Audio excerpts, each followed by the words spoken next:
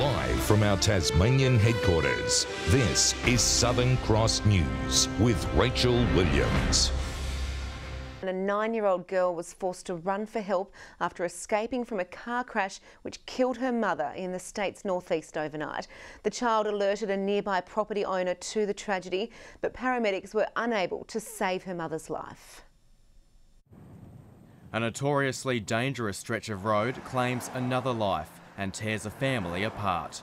Police say a 34-year-old mother from Lilydale was behind the wheel when her vehicle left Golconda Road, struck a fence and rolled down an embankment. Despite desperate attempts to revive her, she was pronounced dead at the scene. Certainly any road within Tasmania after weather we've had yesterday and again today is likely to be slippery and dangerous. Police are not ruling out inattention and excessive speed as contributing factors in the crash. Forensics were on site until the early hours of this morning. The daughter of the deceased was in the vehicle when it crashed. Luckily, she escaped without injury. She was brought here to the Launceston General Hospital as a precaution, but she has now been discharged. Slow down, drive to the conditions, plan for an extra 5 to 10 minutes planning for your trip to ensure that you arrive safely at your destination. A report is being prepared for the coroner. Also last night, a 49-year-old male was airlifted to the Royal Hobart Hospital following a crash on the Arthur Highway at Madonna. He was treated for non-life-threatening injuries. Tom Johnson, Southern Cross News. The fire which destroyed Bronte Park Chalet has been deemed accidental. Fire investigators say the blaze started from electrical wiring in the roof space of the building. Staff and guests were forced to flee the 75-year-old lodge when it went up in flames early on Friday morning. The Tasmania Fire Service says lives were potentially saved because the building was fitted with working smoke alarms and staff followed an evacuation plan. It's estimated the blaze caused more than $1 million in damage. Tasmania's Upper House is set to hold an inquiry into the state government's proposed gun law amendments. The peak farming body says the changes are responsible and well thought out, but opponents say the moves would be a dangerous watering down of our laws. This is the letter sent to pro-firearms groups before the election, outlining the Liberals' plan to modify Tasmania's gun laws, a policy only revealed to the wider public on the eve of polling day. This matter was raised, I think, a day before the election, so a lot of people wouldn't have even heard about it, people wouldn't have had an opportunity to have a look at it. Now Upper House member Ivan Dean is pushing for a parliamentary inquiry into what the changes would mean. We can give all sides, or both sides, the opportunity then to come forward and to raise their issues, and I would hope that at the end of that process that we can have some good, strong findings and recommendations that we can put to the government. The government today confirmed its support for the inquiry to consult on a policy already promised to gun owners. I think that's a very sensible way forward and something that I've thought about. The government's considered and will be supporting that process, and we will use that as an opportunity as well for that extensive public consultation. They've now been caught out and they're now grasping hold of an offer by Upper House member Ivan Dean for an inquiry to give some kind of legitimacy to the appalling pathway that they've constructed. The Farmers and Graziers Association supports the change of regulations, saying the agricultural sector uses firearms as tools of trade. But a sticking point for opponents is extending licences from 5 years up to 10, which is out of step with the National Firearms Agreement. The problem with 10-year licences is that a person's mental and physical condition change. The government has also flagged the possibility of allowing semi-automatic Category C firearms for competition shooters. Having these guns available presents such a risk to the community. We don't know who is going to be the next mass shooter, and all we can do is make sure they don't have a semi-automatic rifle or shotgun. It's about being practical and improvements for people on the land and for sporting shooters, but that is on the government's proposal. On our way forward, we need to work through this with the community and with the Parliament. An election promise, it seems, subject to change. Michael Breen, Southern Cross News. Newtown residents had a scare this morning when a set of power lines dramatically failed. Emergency crews blocked Clare Street as the feed-in lines to a home repeatedly shorted, creating bright sparks. Residents were told to stay indoors, with authorities concerned the high voltage lines would break and drop to the ground. Tas Networks crews shut off the power by cutting the affected cable. The problem is believed to have been caused by deteriorating insulation and the wet weather. International flavours have come alive in Moona today for the Taste of the World Festival. The event celebrates Tasmania's multicultural community, sharing cuisine from a wide range of countries. Performances included a singing prayer for the rain to hold off, which luckily worked.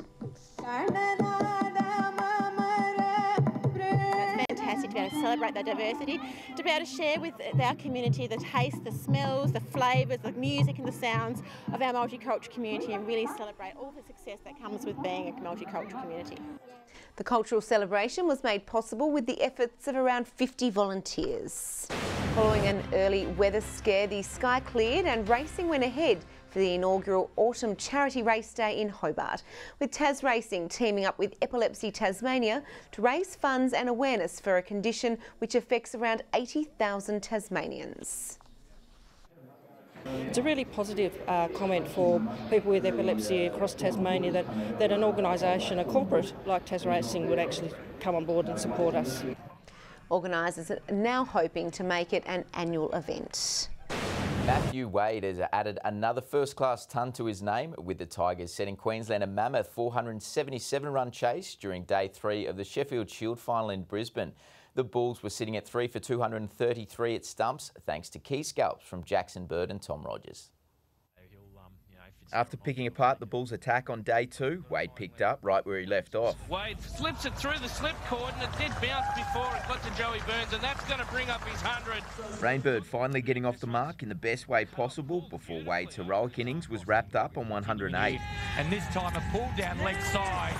Jackson Bird's time at the crease was short-lived, departing on 13, with Feckerty providing an unexpected spark from the bottom of the order. Rainbird then bringing up his first ever first-class 50 before the visitors were finally dismissed for 477. Considered the danger man with the bat, Matt Renshaw quickly showed why. Some brilliance from Bailey preventing another boundary, with Bird then claiming the breakthrough. Renshaw is nicking and caught behind. Matty Renshaw goes.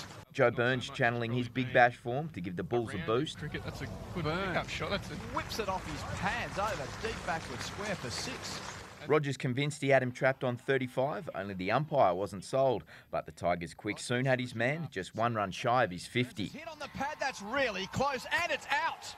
First ball after tee. Just getting warmed up, Rogers didn't have to wait long for another, sneaking one past Labuschagne, with the Tigers in prime position heading into Day 4. Back home, and Clarence has taken out the Cricket Tasmania Premier League title over North Hobart in a thrilling 2-wicket win. Chasing a lead of 161, Ben Rohrer and Michael Jones held the fort, putting on a 50-run partnership for Clarence. The chase nearly came unstuck in the final overs, with Clarence losing 3 wickets for 6 runs, but Daniel Sapietro steered his side to victory and knocking the winning runs. Meanwhile, the Cricket North Premiership has been awarded to South Launceston by default after rain caused play to be abandoned for the second straight day. South Launceston was all out for 88 in its first innings, with Westbury at 5 for 59 when play was called off on Friday. And it was a similar story in the northwest, with Latrobe securing the title over Devonport after that game was also abandoned due to rain. To soccer, and Olympia has rallied at home this afternoon in the dying stages against Devonport to salvage a 1-1 draw. Following a scoreless first half, Braden Mann found himself in the end of a through ball from Edward Bidwell to open the visitors' account. And with the clock winding down, a frantic effort in the box saw the Warriors square things up, courtesy of import Joffrey Nexoko. The Huon Valleys, Bodie Redding and Alex Malcolm have taken out first place in the opening round of the Tasmanian Rally Championship. The pair negotiated wet and slippery conditions at Southport in their Subaru Impreza WRX. Their main rivals Tim Ortee and John Mitchell had to retire after ripping a wheel off their Mazda. Ben Newman and Steve Glennie took out second place, with Stephen Turner and Mitch Newton in third. The next round of the championships is the Hellier Rally in May. A cold front crossed Tasmania today, resulting in wet conditions statewide. Hobart reached 21 degrees, which was the state's high. Launceston and Burnie 18 and Devonport 19. The high of 21 was also recorded at Flinders Island and Friendly Beaches today. 20 degrees at St Helens, Maria Island and Grove. 19 for King Island, Smithton, Lowhead and Ouse. Strawn 18 and Lyweenie 12. On the close-up, a pair of mid to high level cloud bands can be seen, one to the west and the other moving to the southeast away from Tasmania. Low level cloud is moving from the west over the state. Speckled low level cloud is in the Bight and the remains of tropical cyclones can be seen near WA, northern Queensland and the Coral Sea. Tomorrow, a low is situated just off the southeast coast of Tasmania and a trough is connected to that low. A cold front runs through the Tasman Sea. West to northwesterly winds reaching 35 knots in the north and west, shifting west to southwesterly during the morning, reaching up to 40 knots in the north and south, seas 2 to 4 metres. A severe weather warning is current for western, central and southern districts and the Bass Strait Islands. A gale warning is current for all coastal waters and a small craft wind alert for the central and plateau lakes. Flood warnings for northern catchments and the Huon River, and a sheep graziers alert is issued for all districts. Windy and showers for the south tomorrow, 16 in Hobart, Dover and Ouse 15. Windy with showers clearing in the north, 19 for Launceston, Devonport and Scottsdale. Similar conditions in the west, Burnie 18, Strawn 15 and Stanley 17. And to the east, partly cloudy for St Helens 20, windy and showers for Swansea 17 and Ross 16. The UVs ranging from 3 in Hobart to 5 in Burnie. Tuesday, showers across the west and far south, extending statewide later in the evening. Showers clearing in the southeast on Wednesday.